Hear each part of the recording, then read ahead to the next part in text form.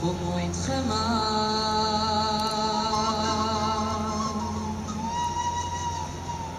סוברות עליי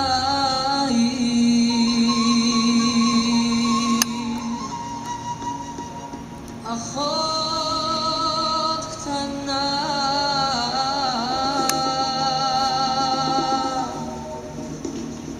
חבל עליי אל תזוזי. תגידי, מורידה את נוסעים בליל החתונה? כן, מתחתנים. ואחרי זה? שמשמור, תפסיקי. את החוברת שקיבלת מהרבנית. כבר קראת? לפני הבעילה. צריך להקדים בחיבוק ובנישות. צריך ללטף את האישה, ואחר כך להניח קר, תחת להצפנה. לפסק את רגליה, ואז לחדור ולקרוא על תחום הבטורים. ואם כואב, מפסיקים לרגע, כי זה ממש, ממש כואב. מדברת בפריצות. כן? מה את מבינה בפריצות? אני לא מבינה בה, ברוך השם. אני יודעת להבחין בה. וכשהייתי עם יעקב, גם הבחנת בה? לא אמרתי שנגעתי בו. אמרתי שהוא נגע בי במספריים.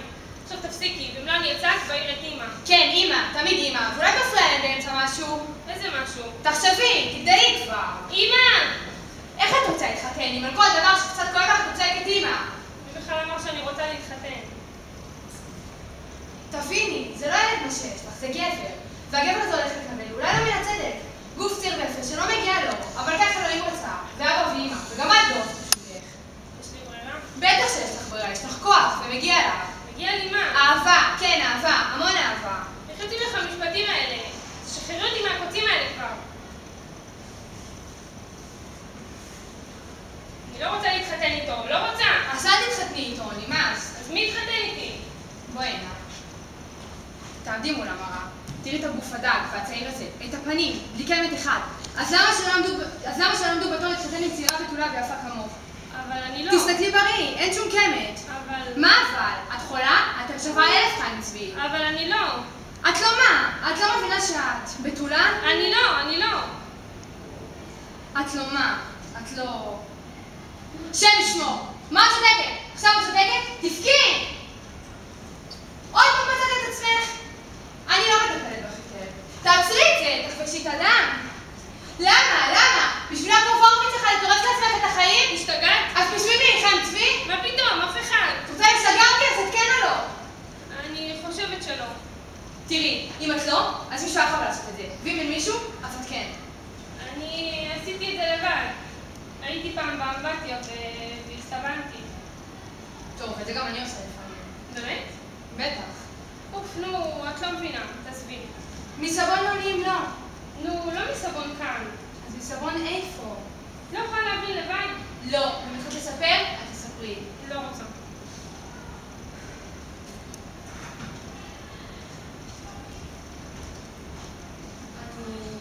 אני אספר לך על המזוודה. מסבון שמה, למטה. למטה? למטה למטה? בדק קטן? השתגעת, זה אסור! כי מצא פתח פתוח. הוא יגרש את החמם של החתונה. זה היה בלי כוונה. נו, ומה הרגשת? זבובים. זבובים גדולים. היו עוד פעמים?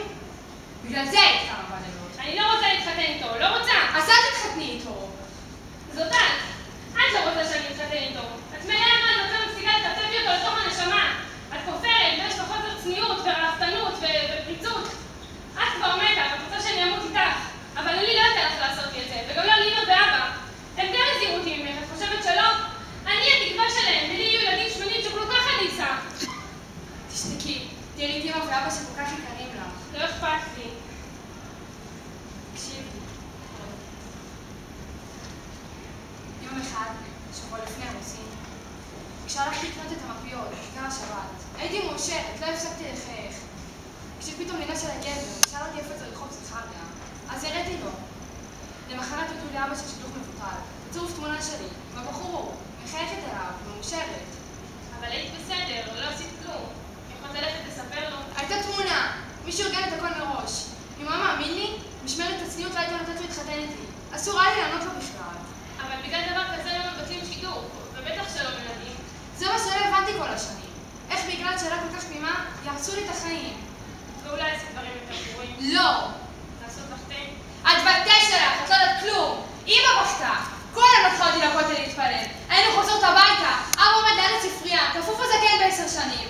לא יכולתי לאכול, ואם אכלתי משהו הכיתי. דמעות? דמעות כבר לא היו לי. יום שישי כשחזרנו מהכותל, אבא עמד ליד הספרייה, פרוע, עם קרע בצווארון. אני אמרתי לו, אבא, נקרא לך החולצה, אבל הוא לא ראה אותי, מבינה אותי? סע לקריאה. אז אני רצתי משם, יושב לשמון חיים שלי, וצעקתי שזה שקר, זה שקר. אבל הוא לא האמין לי.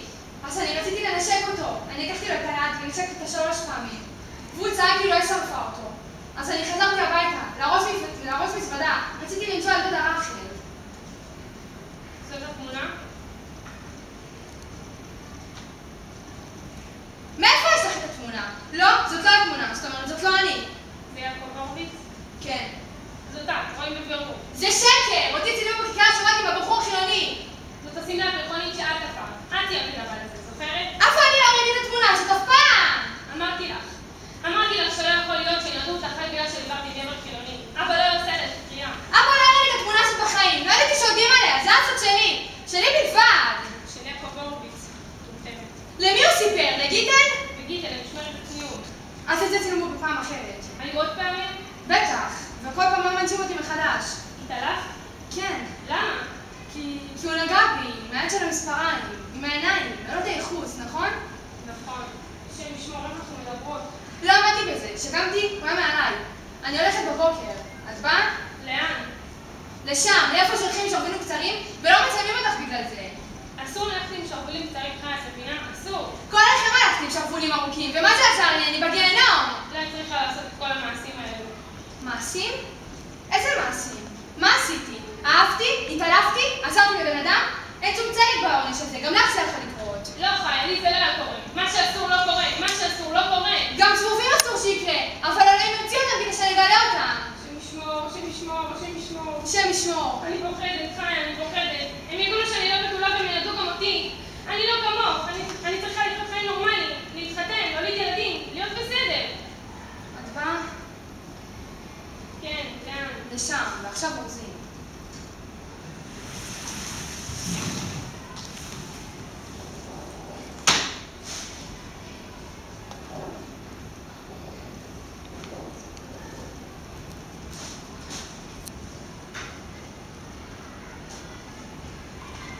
זה לא ייכנס.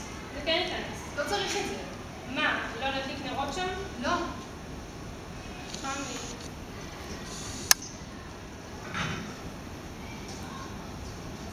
סגרי את החלון. סגרתי את קודם. אבל אני פתחתי אותו אחר כך. כל כך נעים לי. האוויר עובר לי בין הידיים, ובין הרגליים, מתחת לבית השפי. ואני לא באמבטיה, אני בחדר שלי. בואי, חיה, תורידי גם את. בשביל מי את שומרת את עצמך? בשביל החתן שבמזוודה?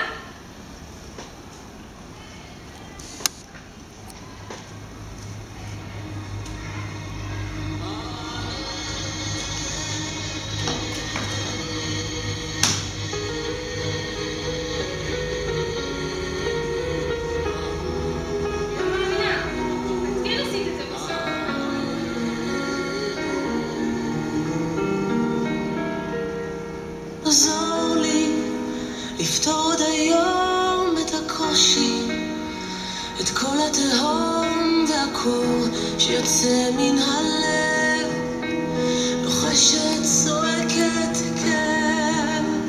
עזור לי למצוא בקלות את היופי.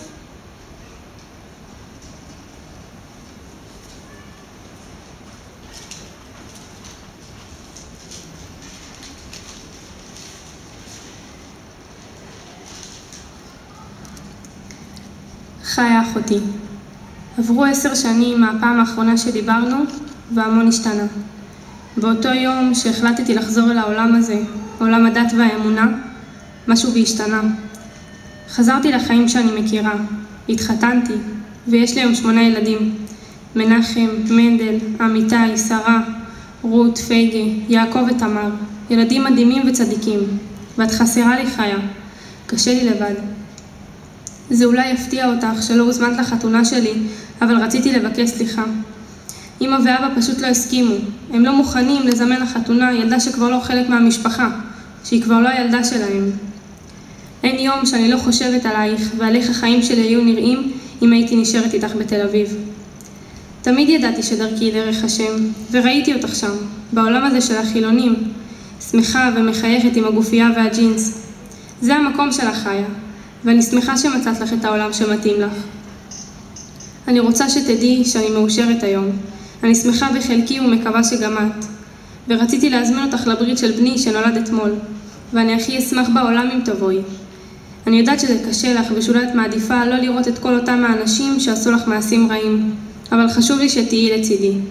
אם לא עד היום, לפחות עכשיו. אוהבת אותך המון ותמיד מתגעגעת. אחותך רחל.